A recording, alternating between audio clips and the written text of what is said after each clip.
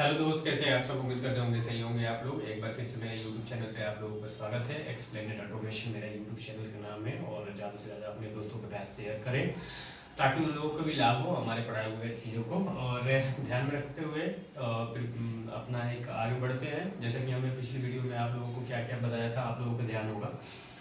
जैसे मैंने बताया था यवन रोमन लेखक के बारे में और चीनी लेखक के बारे में हमने बता दिया था। और उसके बाद एक अन्य लेखक बच रहा था, एक अरबी लेखक बच रहा था। तो अरबी लेखक में क्या है, दो ही अरबी लेखक को आपको ध्यान में रखना है। मैं उस चीज़ को आपको फिर से एक बार रिवीजन करा देता हूँ ताकि आप लोगों को भी वो चीज़ें क्लियर रहें।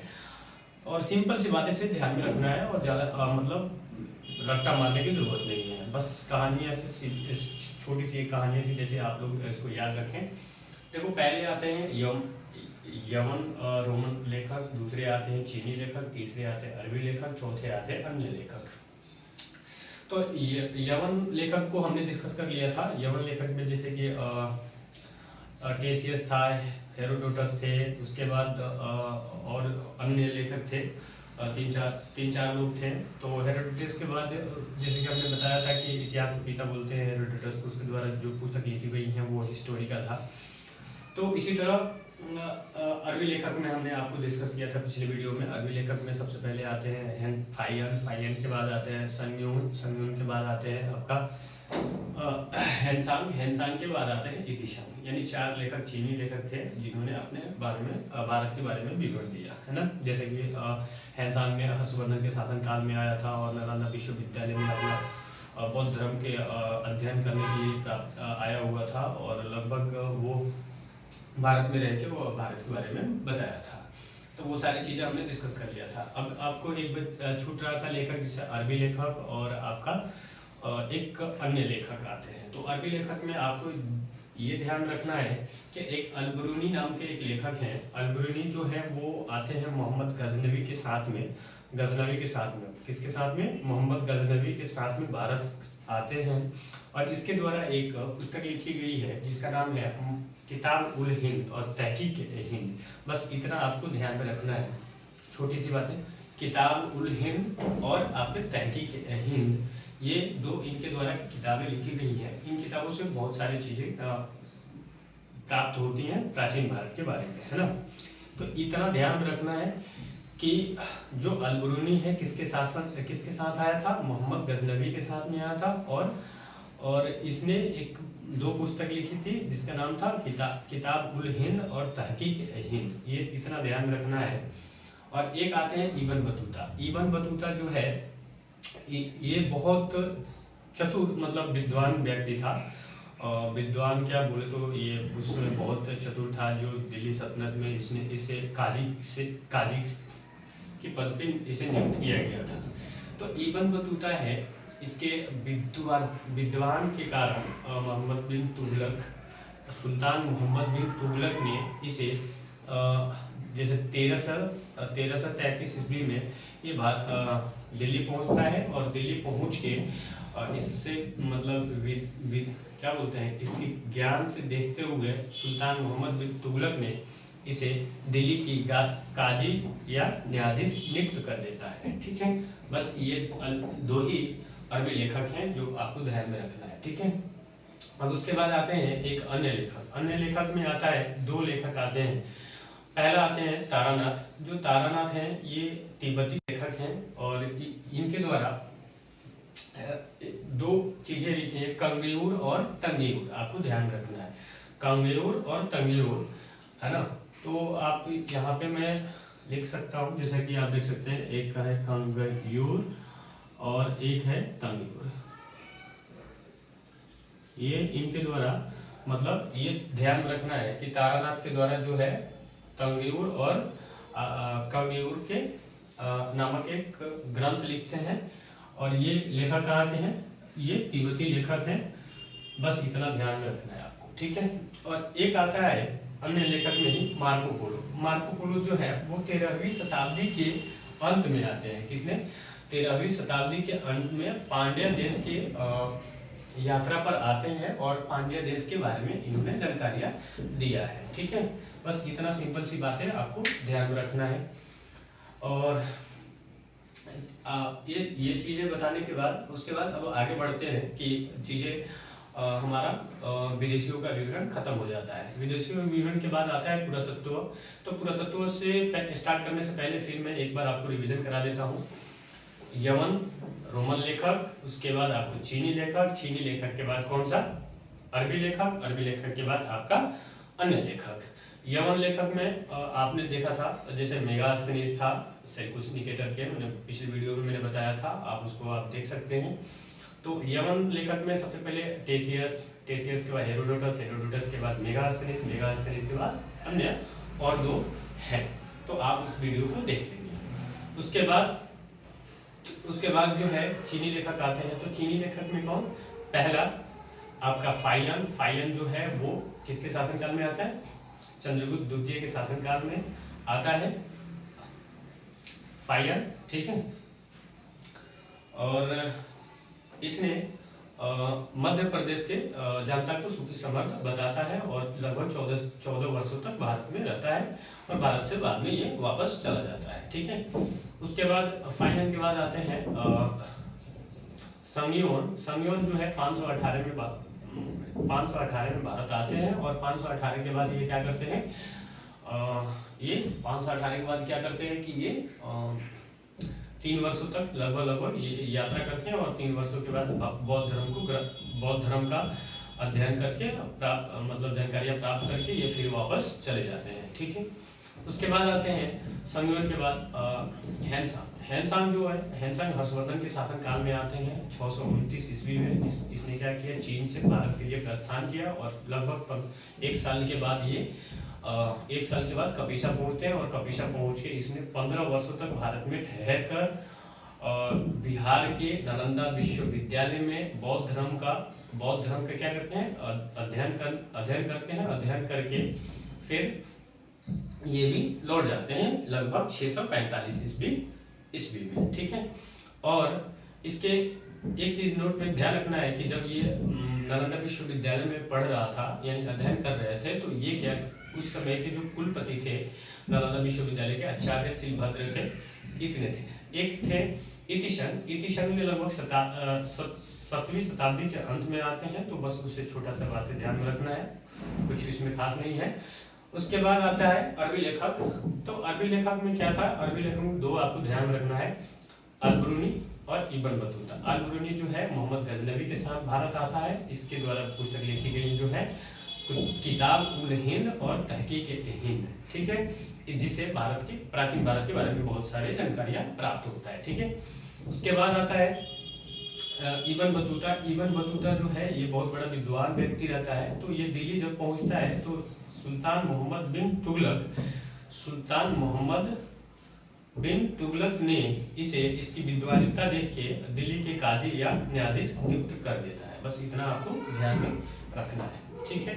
और इसके बाद आता है अन्य लेखक में जो है वो तारानाथ है। तारानाथ के द्वारा जो है कांगियूर और तंगियूर नामक एक ग्रंथ लिखते हैं, इतना आपको ध्यान में रखना है। इसके बाद एक और है जो मार्को पोलो है, ये 13वीं शताब्दी के अंत में आते हैं और ये कहाँ आते हैं, पांड्य देश की यात्रा पर आते हैं और पांड्य देश के बारे में विवरण देते हैं, ठीक है।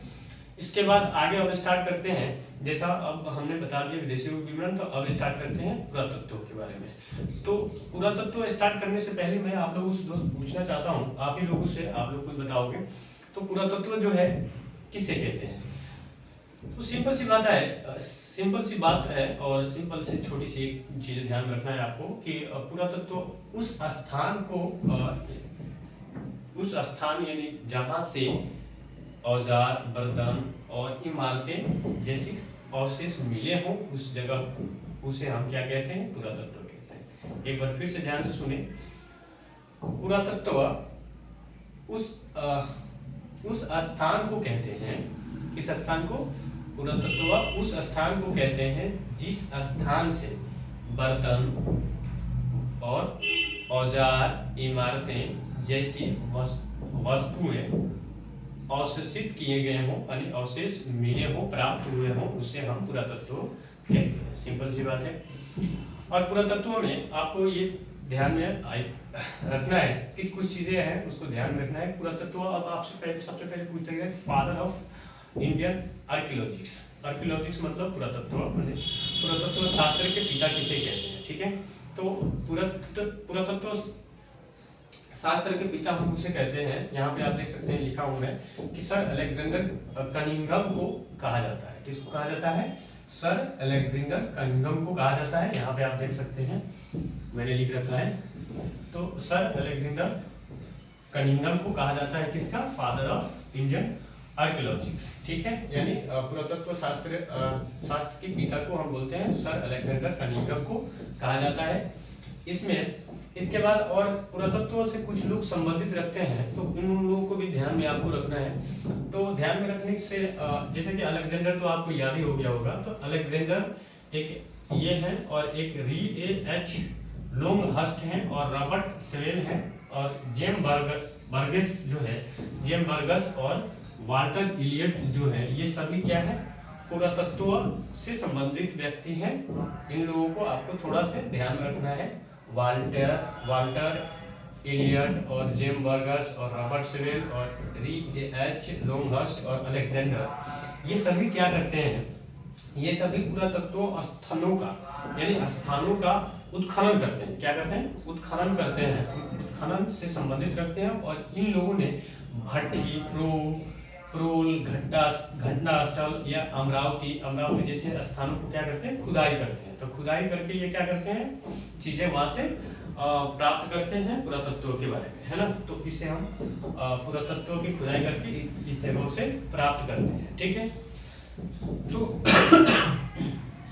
आपको ध्यान रखना है कि अलेक्जेंडर, री एच लोंगहस्ट, रॉबर्ट सेवेल और जेम्स बर्गर, वाल्टर और इलियट जो है, ये सभी जो है वो किससे हैं?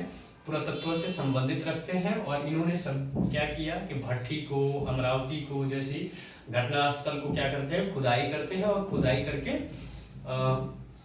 चीजें प्राप्त करते हैं और प्राप्त करके फिर उसके बारे में विवरण देते हैं, ठीक है। तो इस तरह से ये हो गया। उसके बाद आपको ध्यान रखना है कि 1400 ईसा पूर्व के अभिलेख कुछ चीजें मिली हुई, ठीक है। जब ये खुदाई किया गया तो उस समय क्या हुआ कि एक चीजें मिली कि 1400 ईसा पूर्व के एक अभिलेख मिला, जिस अभिलेख को हम बोलते हैं बोगाज कोई के नाम मतलब अभिलेख एक मिला है। अब इसको हम बोलते हैं एशिया माइनर। क्या बोलते हैं? जिसे हम बोलते हैं एशिया माइनर। बोगाज कोई को ही क्या बोलते हैं? एशिया माइनर के नाम से, ये ध्यान रखना। तो बोगाज कोई जो है वो एशिया माइनर के नाम से जानते हैं। तो इसमें क्या है कि वैदिक देवता मित्र, वरुण और इंद्र और एक नाम सत्य है जिसे अश्विनी के नाम से हम प्राप्त होता है, ठीक है। बस सिंपल से ध्यान में रखना है कि जो है 1400 ईस्वी अभिलेख में बोगाजी कोई एशिया माइनर के यानी वैदिक देवता जो है वो मित्र हैं, वरुण हैं और इंद्र हैं और एक नासत्य है जिसे अश्विनी नाम से मिलता है, ठीक है। दूसरा आपको पॉइंट याद रखना है कि इसी में मध्य भारत में भागवत धर्म जो था वो बहुत मतलब भागवत धर्म को हम वैष्णव संप्रदाय भी बोल सकते हैं, ठीक है। आपको ये ध्यान में रखना। तो मध्य भारत में भागवत धर्म यानी वैष्णव संप्रदाय विकसित होने के प्रमाण मिले हैं। किससे? तो यवन राजूत, किसका? यवन राजूत होलियोडोरस के वेशनगर, जिसे हम विदिशा के नाम से विदिशा जानते हैं, विदिशा यानी गरुड़ स्तंभ लेख से हमें प्राप्त होता है, ठीक है। अब ये ध्यान रखना है कि अब ये पूछ सकता है कि मध्य भारत में भागवत धर्म यानी वैष्णव संप्रदाय विकसित होने के प्रमाण किस से प्राप्त होता है? तो यमन राजूत होलियोडोरस के वेशनगर यानी विदिशा गरुड़ स्तंभ लेख से प्राप्त होता है ना। ये गरुड़ स्तंभ लेख से प्राप्त होता है। उसके बाद नेक्स्ट आता है कि नेक्स्ट है कि सर्वप्रथम भारतवर्ष का जिक्र किस अभिलेख से हमें प्राप्त होता है, ठीक है। तो सर्वप्रथम भारतवर्ष का अभिलेख जो है वो सर्वप्रथम भारतवर्ष का जिक्र जो मिला है वो अभिलेख से ही प्राप्त हुआ था। तो ये ध्यान रखना है कि सर्वप्रथम भारतवर्ष का जिक्र हाथी गुफा अभिलेख से प्राप्त होता है। किससे प्राप्त होता है? सर्वप्रथम भारतवर्ष का जिक्र किससे होता है? तो आपको ये ध्यान में रखना है कि हाथी गुफा से प्राप्त होता है। इतना ध्यान हो गया। तो आई होप ये क्लियर होगा कि सर्वप्रथम भारतवर्ष का जिक्र हो गया, हाथी गुफा से हमें प्राप्त होता है। दूसरा पॉइंट है, आपको ये ध्यान में रखना है कि सर्वप्रथम दुर्भिक्ष का जानकारी हमें, यानी दुर्भिक्ष जो है ये भी बहुत इंपॉर्टेंट है। दुर्भिक्ष का जानकारी देने वाला अभिलेख जो है वो सौगौरा अभिलेख से प्राप्त होता है। सौगौरा अभिलेख से हमें दुर्भिक्ष की प्राप्त होता है। ठीक है, दुर्भिक्ष की जानकारियां हमें किससे प्राप्त होता है, तो सौगौरा अभिलेख से हमें प्राप्त होता है। ठीक है, नेक्स्ट पॉइंट है कि सर्वप्रथम भारत पर हुणों का आक्रमण जो होता है, हुणों का आक्रमण किस अभिलेख से प्राप्त होता है, इतना ध्यान में रखना है, ये चीजें पूछ सकता है। तो हुणों का आक्रमण भीतरी सतंभ लेख से प्राप्त होने पता चलता है। भीतरी सतंभ लेख जो है ये क्या है, हुणों का सर्वप्रथम हुणों का आक्रमण होने का प्रमाण हमें मिलता है। ठीक है, तो ये ध्यान में रखना है कि सर्वप्रथम भारत पर होने वाले हुणों का आक्रमण जानकारी जो प्राप्त होती है वो भीतरी सतंभ लेख से हमें प्राप्त होता है। ठीक है, और तीसरा नेक्स्ट पॉइंट है कि आपकी सबसे पहले सती प्रथा का पहला लिखित साक्ष्य कहाँ से प्राप्त होते हैं, ये क्वेश्चन पूछ लेगा। तो आपको ध्यान रखना है एरन अभिलेख से हमें प्राप्त होता है। एरन अभिलेख जो है, एरन अभिलेख जो है वो सती प्रथा से हमें प्राप्त होता है, और सर्वप्रथम एरन अभिलेख से ही हमें प्राप्त होता है सती प्रथा का लिखित साक्ष्य, ये ध्यान रखना। चौथा पॉइंट है कि रेशम बुनकर एक आता है कि रेशम बुनकर श्रेणियों की जानकारी किस अभिलेख से प्राप्त होता है। तो रेशम बुनकर जानकारियां जो होती है वो मंदसौरी के अभिलेख से हमें प्राप्त होता है। तो इतना आपको ध्यान में रखना है, और वीडियो बहुत बड़ा लंबा हो जाएगा, इसमें कुछ और चीजें छूट रही हैं, तो वो चीजें मैं नेक्स्ट वीडियो में आपको नेक्स्ट पार्ट में इसी के पार्ट दूसरी पार्ट में मैं आपको बता दूंगा। और जाने से पहले मैं एक बार फिर से आपको रिवीजन करा देता हूँ इस चीज को।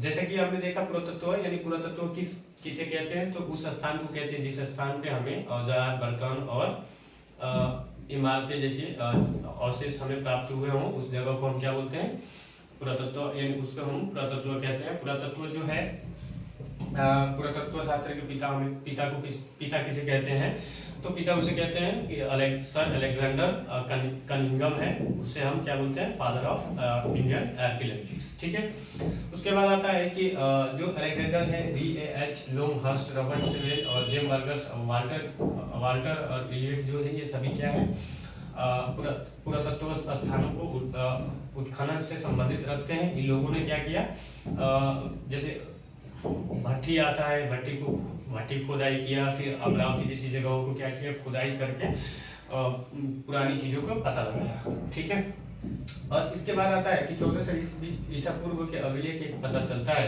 बोगाज-कोई, यानी जिसे हम एशिया माइनर के नाम से जानते हैं, बोगाज-कोई, जिसे हम कह सकते हैं एशिया माइनर में जो है वो वैदिक देवता से पता चलता है। वैदिक देवता में कौन, मित्र, वरुण, इंद्र और नासत्य, जिसे अश्विनी नाम से हम जानते हैं।